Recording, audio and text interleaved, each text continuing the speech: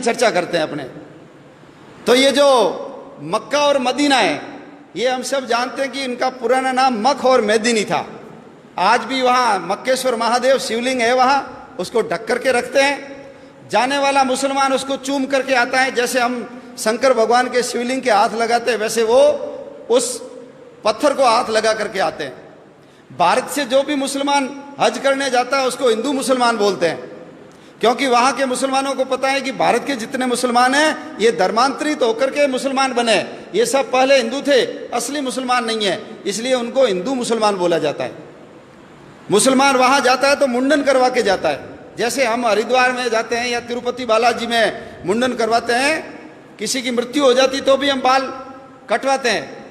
तो मुंडन करवा करके जाना हिंदू संस्कृति और सभ्यता का प्रतीक है।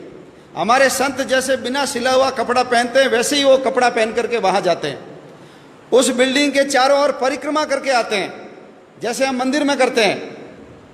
दुनिया की सारी मस्जिदों के ऊपर गुंबद है, लेकिन मक्का की मस्जिद के ऊपर गुंबद नहीं है। वो हमारी पुरानी संस्कृत वैद्यशाला थी, बच्चे पढ़ते थे वहां, आचार्य उनको सभी प्रकार के ज्ञान देने का काम किया करते थे। हरिद्वार से जैसे गंगा जल भर करके लाते हैं वैसे मुसलमान वहां से पानी भर के लाते हैं, उसको अब्बे जमजम बोलते हैं। ये हमारी पद्धति है, लेकिन वो हमारे हाथ से चला गया। उसके पास में एक देश है ईरान, उसका पुराना नाम आर्यन था। 80% जाट और 20% ब्राह्मण रहते थे, वो सारे धर्मांतरित होकर मुसलमान बन गए। एक देश है अरबिस्तान, पुराना नाम है अरवनिस्तान। अरवन संस्कृत में घोड़े को बोलते हैं, अरबी घोड़े बड़े प्रसिद्ध थे। चेतक घोड़ा महाराणा प्रताप का अरबी घोड़ा ही था, तो वो हमारा अरवनिस्तान क्या बन गया, अरबिस्तान बन गया। अफगानिस्तान 1876 के अंदर बफर स्टेट के रूप में हमसे अलग किया और आजादी के आंदोलन से अंग्रेजों ने उसको काट दिया। 6.5 लाख वर्ग किलोमीटर की जमीन है वो। गांधारी वहीं की थी, दुर्योधन की मां आंखों पे पट्टी बांधी, पति अंधे, मैं भी नहीं देखूंगी।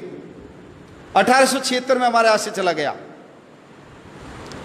1904 में नेपाल हमारे से काट करके अलग किया। भगवान राम की ससुराल सीता माता जहां पैदा हुई वो नेपाल हमारे हाथ से चला गया। 1,47,000 वर्ग किलोमीटर का क्षेत्रफल है वहां। 1906 के अंदर उसके पास में एक भूटान नाम का देश है, 46,000 वर्ग किलोमीटर का क्षेत्रफल है। 1906 में हमसे काट करके अलग किया।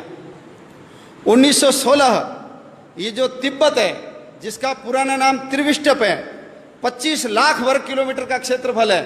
दलाई लामा वहीं के रहने वाले हैं। और देश की आज़ादी के बाद जब 1962 में चाइना ने आक्रमण किया, तब तक वो हमारे पास था। उसकी विदेश नीति, उसकी रक्षा नीति, उसकी रक्षा का काम हमारी सेनाएं करती थी। लेकिन हिंदी चीनी भाई भाई पंचशील के सिद्धांत, नेहरू जी की गलती के कारण वो चाइना ने हमसे हड़प लिया, दबा लिया। आज वो जो तिब्बत है चाइना के पास चला गया। भारत और चीन के बीच में तिब्बत बहुत बड़ी भूमि थी, चाइना बॉर्डर से बहुत दूर था, लेकिन चाइना का बॉर्डर भारत के पास आकर के लग गया।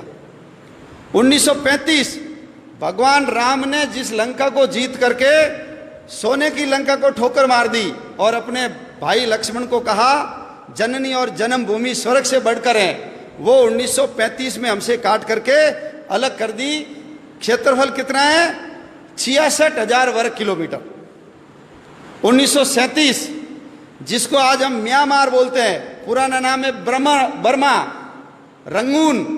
याद करो, काले पानी की सजा के लिए सबको पकड़ पकड़ करके वहां ले जाते थे और सुभाष चंद्र बोस ने आजाद हिंद फौज बना करके जो हमला किया था, रंगून अपने कब्जे में कर लिया था।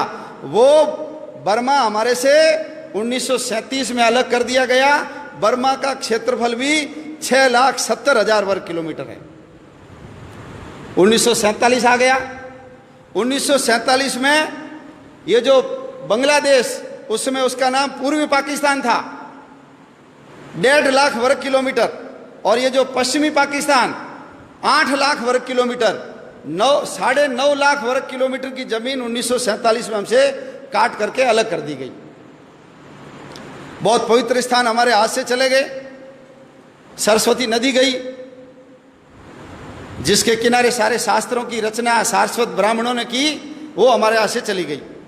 झेलम नदी चली गई, जिसके किनारे पर पौरस ने सिकंदर के दांत खट्टे किए थे, वो झेलम नदी गई। सिंधु नदी चली गई हमारी। हमारे 52 शक्तिपीठों में से एक शक्तिपीठ है हिंगलाज माता का मंदिर, वो हमारे हाथ से चला गया।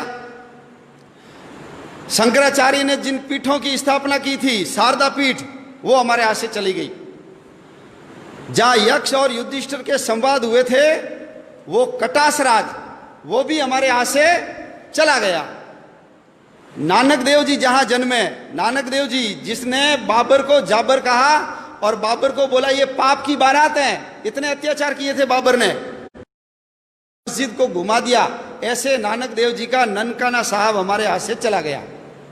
पंजा साहब, जहां वली कंधारी ने उनके ऊपर बहुत बड़ी चट्टान लुढ़काई थी, हाथ लगा करके रोका, आज भी उसके ऊपर पंजे का निशान है, हमारे हाथ से चला गया।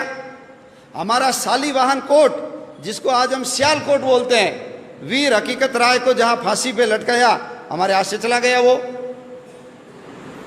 तक्षशिला का विश्वविद्यालय, चाणक्य जैसे शिक्षक और चंद्रगुप्त जैसे शिष्य जहां पढ़ते थे, वो हमारे हाथ से चला गया। हड़प्पा और मोहनजोदड़ो, सबसे पुरानी सभ्यता के अवशेष जहां पर है, वो हमारे हाथ से चला गया। हरि सिंह नलवा, बच्चे रोते थे तो मां कहती थी चुप हो जा नहीं तो हरिया आ जाएगा। हरि सिंह नलवा ने पठानों को पीट पीट करके ये सलवार पहना दी, मुसलमानों को महिलाओं की ड्रेस पहनने के लिए मजबूर कर दिया। ऐसे हरि सिंह नलवा का जन्म स्थान हमारे हाथ से चला गया। महाराजा रणजीत सिंह की समाधि लाहौर में, लाहौर वही लाहौर है जहां जिसको भगवान श्री राम के बेटे लव ने बसाया। पुराना नाम लवपुर था, अभी उसका नाम लाहौर हो गया। कुश ने जिस कुशपुर को बसाया था, उसका नाम वर्तमान में कुसूर है, वो भी हमारे हाथ से चला गया। कश्मीर हमारे हाथ से चला गया। 2,22,000 में से 1,21,000 वर्ग किलोमीटर की जमीन पाकिस्तान ने ले ली, कश्मीर हमारे हाथ से चला गया। 1962 में चीन ने जब आक्रमण किया तो 35,500 वर्ग किलोमीटर की जमीन चीन ने दबा ली। और 1990 में 3 बीघा जमीन तो हमने पाकिस्तान को दान में कर दी। समुद्र तट के अंदर बसा हुआ मालदीव 3,000 वर्ग किलोमीटर का क्षेत्रफल है, वो मालदीव भी हमसे अलग हो गया। अंग्रेजों को समुद्र के अंदर अपने बेड़े रखने की जरूरत थी, इसलिए उन्होंने मालदीव को 1947 में ही अलग करके आजाद कर दिया। इतनी बड़ी भूमि, इतने 6 प्रांत हमारे हाथ से चले गए, कुल 62 जिले गए। और जिस समय देश का विभाजन हुआ, हमारे कबूतर उड़ाने वाले अंकल जी जब लाल किले पे खड़े होकर के अपने शेरवानी के तीसरे बटन हॉल में गुलाब की कली सजा करके भाषण दे रहे थे, उस समय पाकिस्तान की सड़कों के ऊपर हमारी माँ बहनों को नंगा करके उनके जुलूस निकाले जा रहे थे। रेलों के अंदर काट काट करके भर भर रेलें भेजी जाती थी। भाला टांग करके बच्चों की एक के ऊपर एक, जैसे सुई के ऊपर फूल डाल करके माला बनाते हैं, ऐसे बच्चों को डाल डाल करके गांधी जी के लिए तोहफा, नेहरू जी के लिए भेंट, ऐसा लिख लिख करके वहां से भेजा जा रहा था। नर कंकाल इधर से उधर किए जा रहे थे और हम गीत गा रहे थे, दे दी हमें आजादी बिना खड़ग बिना ढाल। एक बूंद भी खून नहीं बहाया और आजादी मिल गई, ऐसा उस गीत के अंदर वर्णन है। 12 लाख लोग मारे गए, 12 लाख लोग, 2 करोड़ लोग बेघर हो गए। लंबे लंबे मीलों लंबे काफिले, जितना सामान उठा सकते हो लेकर के चलो। कल्पना कर सकते हैं यदि कल हमको कह दे यहां से छोड़ के सब चले जाओ, इतना आलीशान मकान, इतनी बड़ी दुकान, फैक्ट्री, क्या बीतती है मन के ऊपर। लेकिन यह इतिहास हमको नहीं पढ़ाया जाता, और नहीं पढ़ाने के कारण आने वाले समय में हम देश की रक्षा कर पाएंगे कि नहीं कर पाएंगे, प्रश्न चिन्ह खड़ा होता है।